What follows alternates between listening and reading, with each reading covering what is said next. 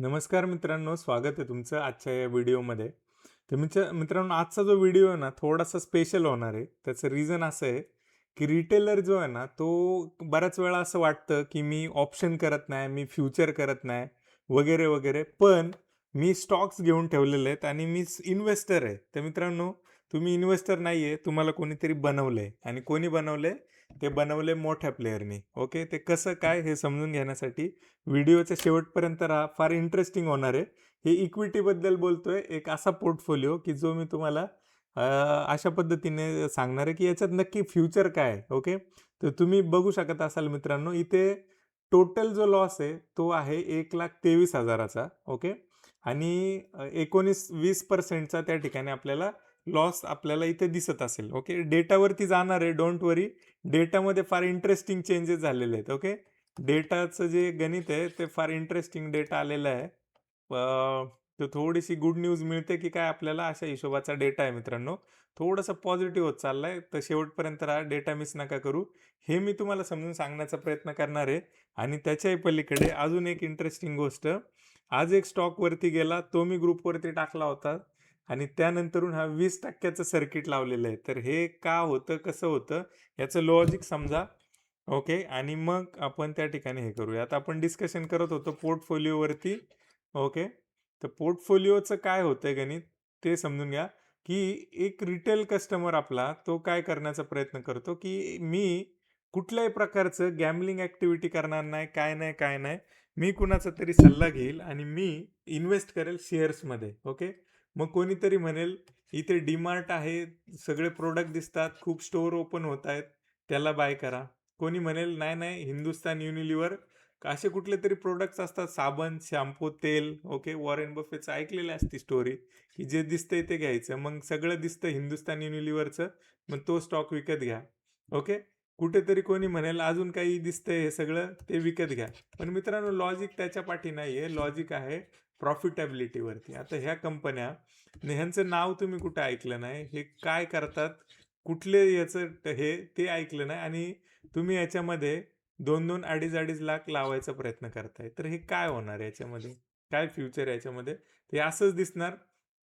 मित्रांनो, ideal portfolio काय असतात, त्याची पोझिशन सायझिंग काय असते ते समजून घेण्याचा प्रयत्न करा. याच्यामध्ये इथे 37,000 लावलेत, इथे 75,000 लावलेत, इथे 2,39,000 लावलेत, इथे 41,000 लावलेत आणि खाली अजून त्याच हिशोबाने छोटे-मोठे पैसे लावून हा जो पोर्टफोलिओ बिल्ड झालाय आणि हा पोर्टफोलिओ ओव्हरऑल आहे आता ₹1,23,000. ठीक आहे. याच्यात 2,32,000 लावलेले आहेत. एका स्टॉक्समध्ये 2,32,000, एकात 39,000, काही काहींमध्ये 30,000-40,000 रुपये. ओके. मग आता मला सांगा, जर एका स्टॉक्समध्ये 20% मूव्हमेंट आली, जो स्टॉक 2,40,000 रुपयाचा घेतलेला आहे, त्याच्यामध्ये जर 20% डाऊन साईड मूव्हमेंट आली, तर काय होईल? त्या पोर्टफोलिओची पूर्ण वाट लागून जाईल आणि हा स्टॉक 100% वर गेला, तरी हा याचा लॉस कव्हर करेल का? अजिबात नाही. तर ह्याच्यातलं एक पण स्टॉक फार एक्स्ट्रा ऑर्डिनरी नाहीये, वारी सोडला तर. ओके. लाँग रनमध्ये हा चांगले रिटर्न देऊ शकतो. बाकीच्यांचे जे गणित आहे ते एकदम बकवास आहे आणि हा चिटकवले गेलेले आहेत. कसे? टेलिग्रामवरती टिप आल्या, की हा शेअर घे.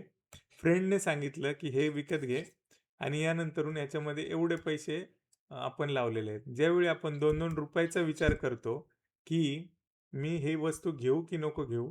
त्यावेळी ह्या कंपन्यांमध्ये पैसे लावण्याची काय आवश्यकता? तर तुम्हाला सांगायला हे होईल, इक्विटी जे आहे ना, ते शेवटचा इन्स्ट्रुमेंट आहे. कंपनीची जी हिस्सेदारी आहे ती आहे. कंपनी जर दिवाळखोर झाली, जर लॉस मेकिंग झाली, हे शेअर डिलिस्ट करायची वेळ जर आली, तर ह्यातला ₹1 सुद्धा परत येणार नाही. हे झिरो होणार, झिरो. ओके. जर कंपनी डिलिस्ट होणार तर. तर हे अशा पद्धतीचं आहे. तर हा कुठलाही आयडियल प्रकार नाहीये. कशातही कितीही पैसे लावलेत, कुठल्या सेक्टरमध्ये लावलेत, का लावलेत, त्याचं काहीही गणित नाही. हा पोर्टफोलिओ वर येईल कसा? ठीक आहे. तर याचं लॉजिक समजून घ्यायचं असेल तर मित्रांनो, तुम्हाला थांबावं लागेल, इन्व्हेस्टमेंट करावी लागेल. काय असते रिव्हेन्यू ग्रोथ, काय असतं मार्जिन्स, काय असतात त्या ठिकाणी नेट इन्कम, ह्या गोष्टी शिकाव्या लागतील. आता ह्या पट्टीत जर हे शेअर्स बकवास आहेत, तर ते दिसतात कसे बघा. इथं जाऊ आपण. ओके. Google फायनान्सवरती जाऊया आणि ह्या शेअरला जे वाढलेले शेअर्स आहेत ना, ते बघा. समजा हा BSC लिमिटेड आहे. ठीक आहे. BSC लिमिटेडनी मागच्या 5 वर्षांचे जर करंट रिटर्न जर बघितले, तर तुम्हाला इथे दिसेल, ओके. इथे काय दिसेल तुम्हाला? लर्निंग देण्याचा प्रयत्न करतोय. फार इंटरेस्टिंग आहे. ओके. तर इथे दिसेल तुम्हाला 5 वर्षांचे जे रिटर्न आहेत, ते अशा पद्धतीने आहेत आणि अ, किती रिटर्न आहेत? 2,602%. ओके. मागच्या 5 वर्षाचे रिटर्न. हे quarter on quarter income statement आहे. याची ग्रोथ बघू शकता. Revenue growth, net income growth. Annual बेसिसवर बघितलं तरी प्रत्येक वर्षी फार चांगल्या पद्धतीने त्याचे रिटर्न बनलेले आहेत. ओके. आता हे जर स्टॉक बघाल तुम्ही, याच्यापैकी कुठलाही एखादा स्टॉक बघाल, तर याच्यावरती काय दिसते तुम्हाला? आता हा समजा के टाकून बघू. सुप्रा त्याच्यात येत नाही. तो लिस्टमध्येच नाही आहे. तो कुठला मायक्रो स्मॉल कॅप आहे, कुठला माहीत नाही. आपण लिमिटेड टाकून बघू आणि त्याचं काय फायनान्शियल आहेत ते बघू. वरवरचे फायनान्शियल आहेत.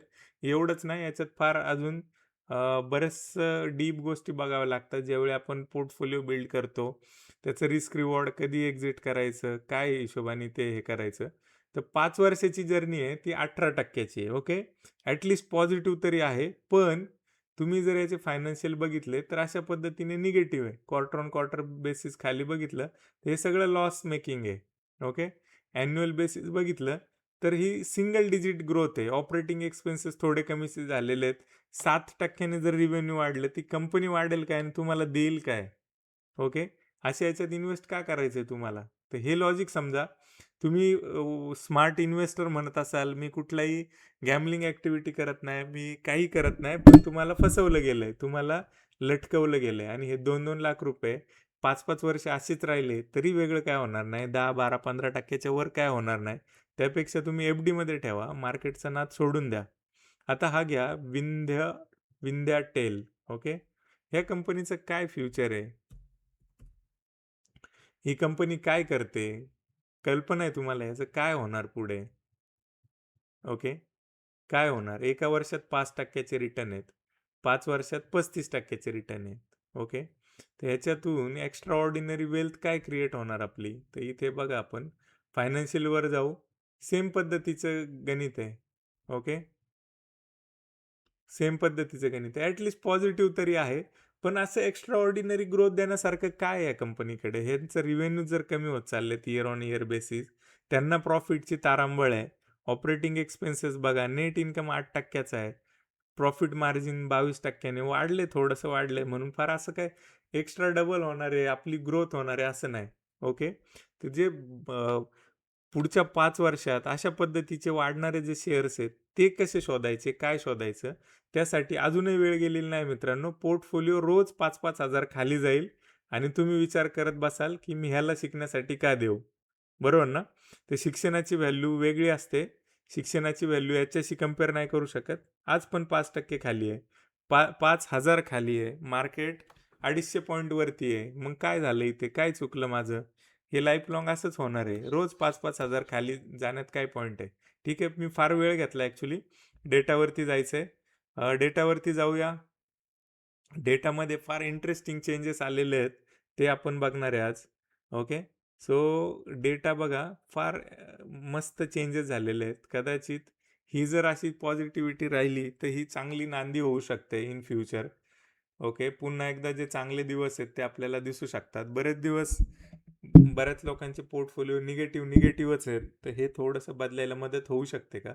तर एकदम ऑलमोस्ट 50% पेक्षा जास्त पोझिशन चेंज झालेल्या आहेत. ओके. तर इथे 4,04,000च्या पोझिशन कट झालेल्या आहेत आणि हे लोकं जे लाँगमध्ये होते ते आता शॉर्टमध्ये आलेले आहेत. ओके. आणि ह्या लोकांनी 9.5 लाखाच्या पोझिशन 6,83,000 वर आणलेल्या आहेत. ओव्हरऑल हा डेटा निगेटिव्हच आहे.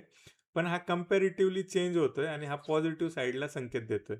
प्रो हे जे स्मार्ट कार्यकर्ते आहेत हे कधी 90 ते 2,44,000च्या पॉझिटिव्ह पोझिशन घेऊन चाललेत ओव्हरनाईट. ओके.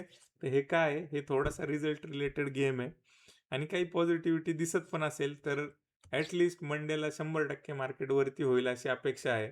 बघूया कसं होतंय ते. डेटा तर फार चांगल्या पद्धतीने पॉझिटिव्ह आलेला आहे. ओके. SGX निफ्टी पण फ्लॅट टू पॉझिटिव्ह दाखवते, पण फार चांगल्या पद्धतीने पॉझिटिव्ह होईल असं मला 100% वाटतंय. कारण मोठ्या प्लेयरनी जे आहे त्यांचा थोडासा मोर्चा आता बदललेलं आहे. ॲटलीस्ट निगेटिव्हिटी तर नाहीये. ओव्हरनाईट काही निगेटिव्ह न्यूज यावी नाही एवढीच इच्छा आपण त्या ठिकाणी हे करू.